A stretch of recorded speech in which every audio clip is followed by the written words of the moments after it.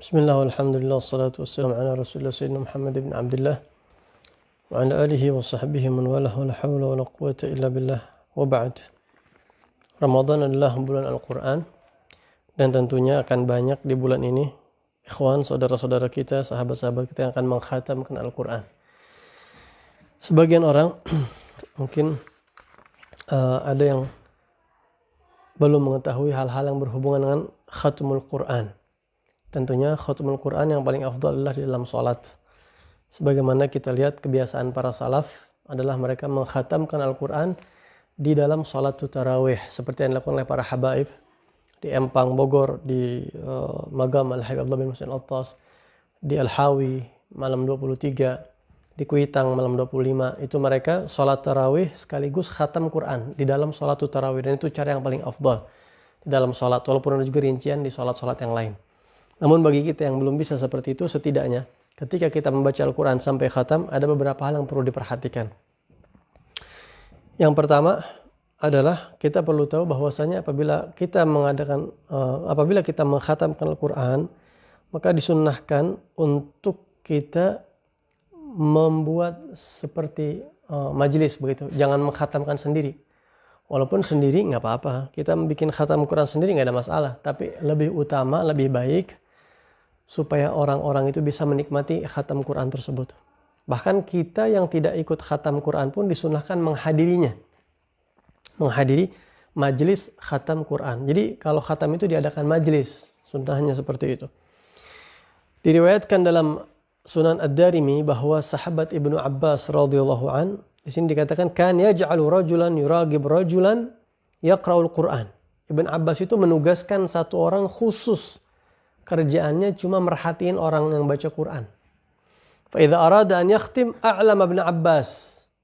Nah, ntar kalau yang diperhatiin ini satu orang yang lagi baca Quran mau khatam, petugasnya itu ngabarin, "Tuan, si fulan mau khatam." Ya. Sehingga fayashhadu dzalik. Ibnu Abbas saking pengennya hadir majlis khatam Quran sampai nugasin orang khusus buat mantauin yang pada baca Quran. Ntar yang pada mau khatam kabarin saya. Beliau itu pengen hadir di acara tersebut. Begitu juga konon Sayyidina sahabat Anas bin Malik, pelayannya Rasulullah SAW, disebutkan dalam Sahihain Bukhari dan Muslim. Sayyidina Anas bin Malik radhiyallahu an, idza khatamal Quran jama'a ahlah. Keluarganya dikumpulin. Wada'a, kemudian doa kepada Allah. Ya. Kenapa kita bikin majlis, undang orang, keluarga kalau perlu suruh hadir, ataupun orang-orang lain? Kenapa? Karena di saat majlis khatam Quran itu rahmat Allah turun dan doa mustajab. Yang punya hajat itu di situ disampaikan. Gitu ya. Nah, Al-Imam An-Nawawi mengatakan yustahabbu du'a aqibal khatam istihbaban mutaakkida. Ya, dianjurkan untuk kita banyak berdoa setelah khatam Quran, karena ketika kita berdoa di saat majlis khatam Quran, disebutkan oleh Al-Imam Ad-Darimi dengan sanadnya dari Humaid Al-A'raj dalam Sunan Ad-Darimi, man qara'a al-Quran thumma da'a ya ammana ala du'aihi 4,000 malakin. Barang siapa yang baca Quran sampai khatam, kemudian di saat khatam itu dia berdoa kepada Allah, maka yang mengaminkan doa orang yang di khatam Quran itu 4.000 malaikat. Sangat mustajab. Dan hendaknya kita di situ manfaatkan untuk berdoa untuk kebaikan kita, kebaikan keluarga, bangsa dan negara, umat Islam di seluruh dunia. Jangan sampai kita lupakan mereka untuk berdoa di sana. Jadi jangan disia-siakan. Sayang kalau kita khatam Quran kemudian kita tidak memanfaatkan majlis ini khatam Quran. Ada orang yang khatam Quran terus begitu aja udah selesai, begitu aja. Sayang, padahal di situ ada kesempatan-kesempatan besar. Selain itu, kita diajarkan oleh para ulama kalau kita mau mengkhatamkan Al-Quran, dianjurkan untuk mengkhatamkannya di awal siang atau di awal malam. Kalau di awal siang itu misalnya habis subuh khatam Quran. Kalau di awal malam habis maghrib. Di situ kita khatam Quran. Kenapa? Disebutkan dalam riwayat bahwa ketika kita khatam Al-Quran, maka ada puluhan ribu malaikat yang beristighfar untuk kita yang mengkhatamkan Quran tersebut. Puluhan ribu, dalam riwayat kalau tidak salah 60 atau 70 ribu. Malaikat itu beristighfar untuk kita sampai maghrib kalau kita khatam Qurannya siang. Tapi kalau kita khatam Qurannya malam, malaikat istighfar itu puluhan ribu malaikat itu sampai subuh. Nah kalau kita khatam Qur'annya itu pas mau maghrib, sejam sebelum maghrib, malaikat cuma sejam doang untuk istighfar buat kita. Tapi kalau kita khatam Qur'annya dari habis subuh, berapa jam tuh sampai maghrib? Gitu. Jadi patokannya mereka berhenti di maghrib kalau khatam Qur'annya siang. Tapi kalau khatam Qur'an malam berhentinya di subuh. Makanya disunahkan diperpanjang. Kayak di sholat raweh itu kan masih ke subuh masih panjang. Gitu. Adapun cara khatam Quran adalah si pembaca Al-Quran ini baca sampai surat Ad-Duha. Nanti di surat Ad-Duha sampai An-Nas itu dibaca di saat khatam Quran. Jadi setelah orang kumpul, kita baca Bismillahirrahmanirrahim, Wad-Duha wal-laili idza saja, begitu. Nah, setiap dari satu surat ke surat berikutnya, dari Ad-Duha sampai An-Nas dipisah dengan takbir.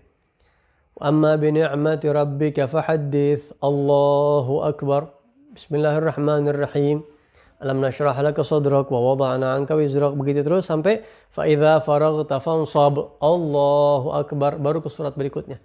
Jadi antara satu surat ke surat berikutnya itu dipisah dengan takbir, baik di dalam salat ataupun di luar salat.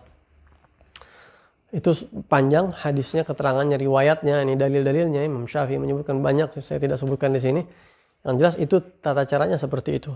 Nah, adapun kenapa takbir juga itu ada latar belakangnya, semua ada sebab-sebabnya ya, karena waktu itu sebab turunnya Ad-Duha sampai akhir kita bisa lihatlah di keterangan, saya nggak bahas itu. Ini caranya aja yang saya jelaskan. Kemudian ketika sampai di surat Al-Ikhlas, Qul huwallahu ahad, Al-Habib Abdullah bin Al-Haddad mengatakan hendaknya dibaca 4 kali. Jadi yang lain semua sekali-sekali itu, Ad-Duha, Alam nashrah, semua sekali-sekali, begitu sampai Al-Ikhlas, Qul huwallahu ahad 4 kali.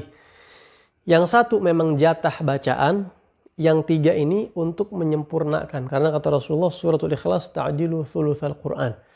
Surat Al-Ikhlas sekali sama seperti sepertiga Al-Quran. Jadi kalau 3 kali baca Al-Ikhlas sama seperti khatam Quran. Nah, sehingga 3 kali yang dibaca ini untuk menutupi kekurangan-kekurangan kita saat baca dari awal Al-Fatihah sampai akhir. Mungkin ada yang tajwidnya kurang, ada panjang pendek yang teledor. Semoga berharap tertutup dengan surat Al-Ikhlas yang kita baca 3 kali itu. Kemudian sampai An-Nas, setelah An-Nas jangan sampai kita berhenti di situ. Tapi kita diajarkan, ya, ahabbul amali ilallah al-hal al-murtahil. Kata Rasulullah, amal yang paling Allah senang itu yang selesai mulai lagi. Itu amal yang paling Allah senang. Jadi begitu sampai An-Nas, langsung Al-Fatihah, Al-Baqarah sampai ayat kelima. Ya, ulaika humul muflihun. Nah, setelah itu langsung wa ilahukum ilahu wahid, ayat kursi. Kemudian langsung ke 3 ayat terakhir surat Al-Baqarah. Lillahi ma fis samawati wa ma fil ardi wa in tubdu ma fi anfusikum. Sampai fansurna 'alal qaumil kafirin. Akhir surat Al-Baqarah baru selesai. Baru di situ kita berdoa kepada Allah Subhanahu wa taala. Nah, jadi itu cara khatmul Quran. Dan juga kalau kita ada rezeki sunnah bagi-bagi rezeki di situ atau dikasih makanan itu jadi barokah insyaallah. Mungkin ini sekelumit sedikit daripada fadilah dan juga tata cara khatmul Quran. Mudah-mudahan bisa bermanfaat untuk kita semua. Assalamualaikum warahmatullahi wabarakatuh.